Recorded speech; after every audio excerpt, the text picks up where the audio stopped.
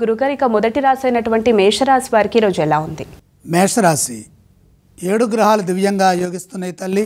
అత్యంత పుణ్యప్రదమైన శుభకాలం నడుస్తుంది.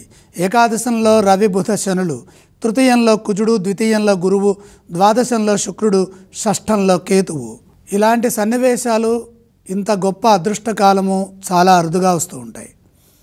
వచ్చిన ప్రతి అవకాశాన్ని జీవిత అవసరాల కోసమై మంచి భవిష్యత్తును సాధించడానికి సద్వినియోగం చేసుకుంటూ విజయాలు సాధించాలి.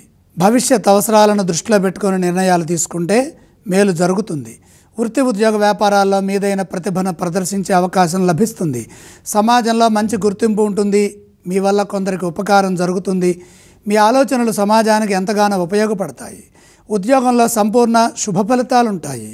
వ్యాపారంలో అద్భుతమైన అభివృద్ధి గోచరిస్తుంది. ఇప్పుడు తీసుకునే నిర్ణయాలు మరింత లాభాలను ప్రసాదిస్తాయి. భూలాభము, వస్తు వస్త్ర లాభాలు, గృహలాభము, వాహన యోగము మొదలైన శుభ ఫలితాలు కలిసి వస్తాయి. పెట్టుబడుల రూపంలో ధనం అనుకూలంగా ఉంటుంది. సంపదను వృద్ధి చేసుకునే అవకాశం ఉంది. పరిపూర్ణమైన దైవబలం లభిస్తుంది. మిత్రుల బలం పెరుగుతుంది. ప్రశాంతమైన జీవనాన్ని కొనసాగిస్తారు. అనేక శుభవార్తలు ఆనందాన్ని ఇస్తాయి. గురుగారు, ఇక మేషరాశి వారు ఏ స్తోత్రం పఠిస్తే మంచిదంటారు? మహాలక్ష్మి అమ్మవారిని స్మరించాలి. గురుగారు, ఇక ఈ మేషరాశి వారు ఏ ఆలయాన్ని సందర్శించాలంటారు? మేషరాశి వారు శివ పార్వతులని దర్శించడం చాలా మంచిది. అలాగే ఏ దానం చేస్తే మంచిదంటారు?